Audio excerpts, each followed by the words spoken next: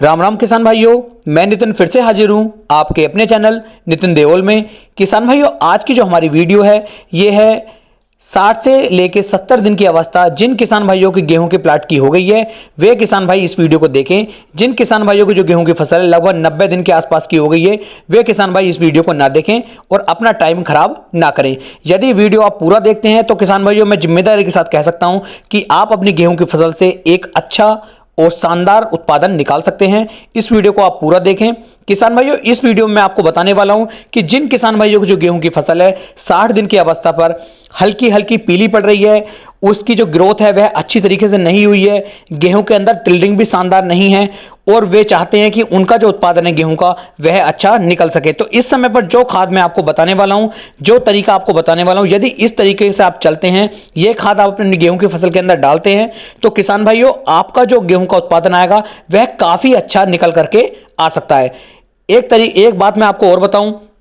कि इस खाद को डालने के लगभग 2 दिन के बाद आपको अपने खेत की सिंचाई जरूर करनी है। यदि आप 1 दिन बाद ही सिंचाई कर देते हैं तो आपको ज्यादा अच्छे बेनिफिट किसान भाइयों निकल करके मिल सकते हैं, लेकिन ऐसा बिल्कुल ना करें कि आज आपने खाद डाल दिया और पानी आप 4 दिन के बाद लगा रहे हैं, तो इससे आपकी गेहूं की फसल पर उल्टा असर पड़ेगा और आपका उत्पादन जो आने वाले समय में निकल करके आता वे नहीं मिल पाएगा। इसलिए किसान भाइयों खाद डालने और खाद डालने के 1 से 2 दिन के बाद सिंचाई आपको जरूर करनी है। जिन प्यारे किसान भाइयों ने सिंचाई पहले कर दी है, अब तक वे सिंचाई कर चुके हैं और खाद नहीं डाला है, तो वे लगभग सिंचाई करने से 2 से 3 दिन के अंदर इस खाद को अपनी गेहूं की फसल के अंदर डाल दें। यदि आप ऐसा करते हैं तो आपकी फसल पीली पड़ना बिल्कुल बंद कर देगी, ग्रोथ आपकी गेहूं की फसल की बहुत अच्छी हो जाएगी और अच्छी टिल्डिंग के साथ साथ आपकी फसल की जो बालियां आएंगी वह बहुत ही शानदार आएंगी।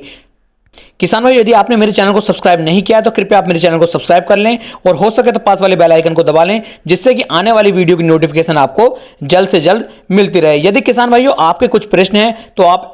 @नितिन देओल या फिर #नितिन देओल करके अपने सभी प्रश्न पूछ सकते हैं। आपके सभी सवालों के जवाब तुरंत ही देने की कोशिश की जाती है। यदि आप व्हाट्सएप या टेलीग्राम ग्रुप से जुड़ना चाहते हैं तो डिस्क्रिप्शन में लिंक दिया है, आप वहां जाकर भी लिंक ज्वाइन कर सकते हैं और मेरे चैनल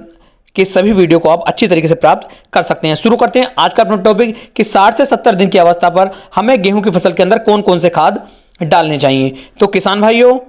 जिन किसान भाइयों की गेहूं की फसल 60 दिन के आसपास की हो गई है वे लगभग 8 किलोग्राम उन्हें लेना है सागरिका। आप किसान भाइयों सागरिका के साथ या सागरिका की जगह बायोविटा भी ले सकते हैं, धनजाइम गोल्ड भी ले सकते हैं, या कोई और यदि अच्छा ग्रोथ प्रमोटर आपको दिखाई दे रहा है मार्केट में तो आप उसे भी ले सकते हैं, लेकिन लगभग इसकी मात्रा आपको 7 से लेके 8 किलोग्राम प्रति एकड़ के हिसाब से लेनी है। इसके साथ साथ किसान भाइयों आपको लगभग 3 किलोग्राम सल्फर लेनी है और सल्फर आपको मैं कोशिश करूंगा और रिकमेंड करूंगा कि आप जो हमारी पाउडर फॉर्म में हमारी सल्फर आती है 3 किलोग्राम सल्फर आपको पाउडर फॉर्म वाली ले लेनी है। और किसान भाइयों इसके साथ साथ आपको यूरिया की मात्रा लगभग 50 किलोग्राम लेनी है। इस समय पर मैं यूरिया की मात्रा थोड़ी सी बढ़ा करके आपको इसलिए बता रहा हूं क्योंकि यदि आप इस समय पर हल्की सी मात्रा बढ़ा देंगे तो आपकी गेहूं की फसल जो हल्की पीली पड़ रही है, जो ग्रोथ कम हो रही है, यह तेजी के साथ हो पाएगी और आपकी जो फसल है वह आने वाले टाइम में अच्छा उत्पादन निकाल करके दे पाएगी। इन तीनों को किसान भाइयों आपको ले लेना है और अच्छी तरह से इन्हें आपस में मिक्स करने के बाद आपको अपनी गेहूं की फसल के अंदर इनका जो बिखराव है आपको करवा देना है और उसके किसान भाइयों लगभग 2 दिन के बाद आपको अपने गेहूं की फसल की जो है सिंचाई कर देनी है। यदि किसान भाइयों इतना आप कर देते हैं तो आपकी फसल पीला पड़ना बिल्कुल बंद कर देगी, ग्रोथ आपकी गेहूं की फसल की बहुत ही अच्छी हो जाएगी और टिल्डिंग भी आपकी फसल कहीं ना कहीं कुछ ना कुछ जरूर निकाल करके लेकर के चलेगी और आने वाले टाइम में जो गेहूं की बालियां होंगी वह काफी अच्छी लंबी और उनका जो दाने का भराव होगा वह भी काफी अच्छा होगा। इस तरीके से यदि आप चलते हैं किसान भाइयों तो आप अच्छा उत्पादन निकाल पाएंगे। यदि इस समय पर मैं स्प्रे की बात करूं तो 60 से 70 दिन की अवस्था पर किसान भाइयों आप सागरिका 400 ml और लगभग एनपीके 05234 1 किलोग्राम को ले लें और इन्हें 130 से लेकर 140 लीटर पानी के अंदर मिक्स करके आप अपनी गेहूं की फसल पर स्प्रे कर सकते हैं। या तो आप नीचे ये वाला खाद डाल सकते हैं जो मैंने खाद आपको बताया है, या फिर आप स्प्रे कर सकते हैं जो स्प्रे मैंने आपको बताया है। दोनों में से कोई एक तरीका आपको आजमाना है